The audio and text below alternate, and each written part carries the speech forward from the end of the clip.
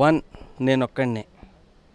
ఈ సినిమా నాకు బాగానే ఉంది, మోస్ట్లీ బాగానే ఉంది సినిమా. కొన్ని చోట్ల చిన్న చిన్న కన్ఫ్యూజన్లు ఉన్నాయి.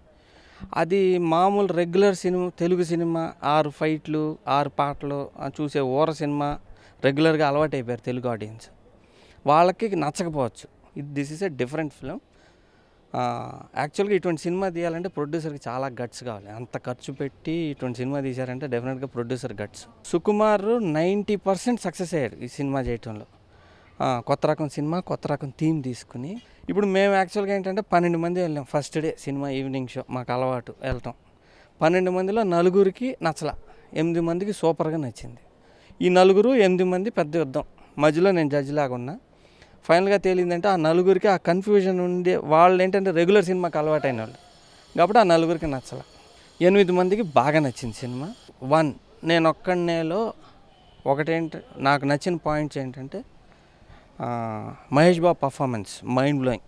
అసలు ఫెంటాస్టిక్ పర్ఫార్మెన్స్ మహేష్ బాబుది. సెకండ్ ఫోటోగ్రఫీ చాలా బాగుంటుంది, మ్యూజిక్ బాగుంటుంది, థీమ్ మంచి థీము, పర్ఫార్మెన్సెస్ అందరివి భలే ఉంటాయి. కొన్ని సీన్స్ ఫెంటాస్టిక్గా చేశాడు సుకుమార్ గారు. ప్రొడ్యూసర్కి మాత్రం 200% మార్క్స్ చేయాలి. ఇటువంటి సినిమా తీసే గట్స్ ఎలా వచ్చినాయి, అసలు ఎట్ట ఒప్పుకున్నారని. మహేష్ బాబు ఎలా ఒప్పుకున్నాడు ఈ కథ? మామూలుగా అంత ఇదే ప్రొడ్యూసర్కి దూకుడు చేసి ఫుల్ మాస్ మసాలా సినిమా చేసి ఇటువంటి డిఫరెంట్ సినిమా ఎలా ఒప్పుకున్నాడు? ఒప్పుకున్న మహేష్ బాబుకి అసలు మహేష్ బాబు లుక్ భలే ఉంది.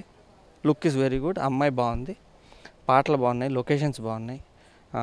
ఆ ఖర్చు స్క్రీన్ మీద అన్ని కోట్లు ఖర్చు పెట్టి తీసింది అది కనిపిస్తుంది. తెలుగు సినిమా ఇండస్ట్రీలో ఇటువంటి డిఫరెంట్ సినిమా రావటం తెలుగు ఆడియన్స్కి, తెలుగు సినిమాకి మంచిది.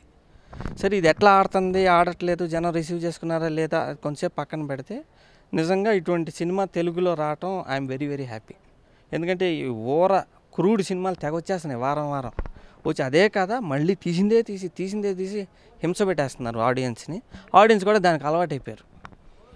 ఇప్పుడు ఈ కొత్త సినిమా వచ్చింది కాబట్టి కొత్తదనానికి తొందరగా అలవాటు కారు. దానివల్ల ఒక ఫస్ట్ నెగిటివ్ టాక్ లాగా వచ్చింది. కానీ నాకు తెలిసి నిన్న మొన్న నేనంటాం అయితే చాలా బాగున్నాయి, కలెక్షన్లు బాగున్నాయండి, సినిమా నిలబడిపోయింది, ఇదే పికప్ అయింది, మిగతా అన్నీ తగ్గినాయి అని అన్నారు. మా థియేటర్ ఉంది వైజాగ్లో, దాంట్లో కూడా ఇదే సినిమా ఆడుతుంది, బెటర్ అయినాయి కలెక్షన్స్.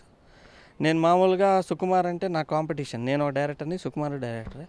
మామూలుగా అతను కిందకి లాగేయాలి కదా నా కాంపిటీషన్ కాబట్టి. కానీ ఫ్రాంక్గా నేను చెప్పేది ఏంటంటే Sukumar's attempt is very good, fantastic attempt.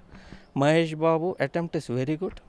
Rathnavel చేసిన ఫోటోగ్రఫీ మాత్రం ఫెంటాస్టిక్. కానీ ఇటువంటి థీమ్ తీసుకున్నప్పుడు కన్ఫ్యూజ్ అవ్వటం కన్ఫర్మ్, డెఫినెట్గా కన్ఫ్యూజ్ అవుతాం తీసేటప్పుడు కూడా.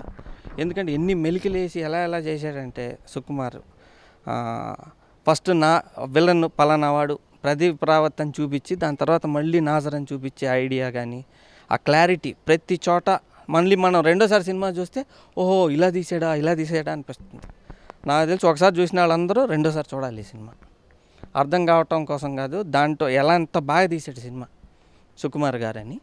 అసలు కొన్ని స్టేజ్లో అనిపించింది ఇదేంటి అసలు తెలుగు సినిమా చూస్తున్నానా ఏంటి, ఆ స్టాండర్డ్ ఎట్లా ఉందంటే ఒక హాలీవుడ్ లెవెల్లో ఉంది. డెఫినెట్గా తెలుగు సినిమాని నెక్స్ట్ లెవెల్కి తీసుకెళ్ళాడు సుకుమార్ కానీ, ప్రొడ్యూసర్లు కానీ. డెఫినెట్గా నెక్స్ట్ లెవెల్కి వెళ్ళింది సినిమా. ఇప్పుడు ఆ లెవెల్కి అందుకోలేని మా సినిమా వాళ్ళు కూడా దాని కిందకి లాగేస్తాను ట్రై చేస్తుంటారు.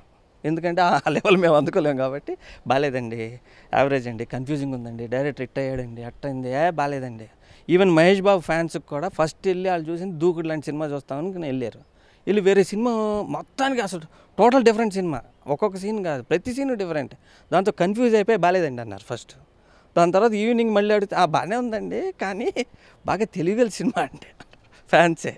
అది నేను మహేష్ బాబుతో నిజం చేశాను కదా, బాగా చేశాడు. అసలు నాకు బాగా నచ్చిన సీన్ ఏదంటే క్లైమాక్స్లో కూర్చుని ఏడుస్తా అసలు ఫెంటాస్టిక్ చేశాడు మహేష్ బాబు.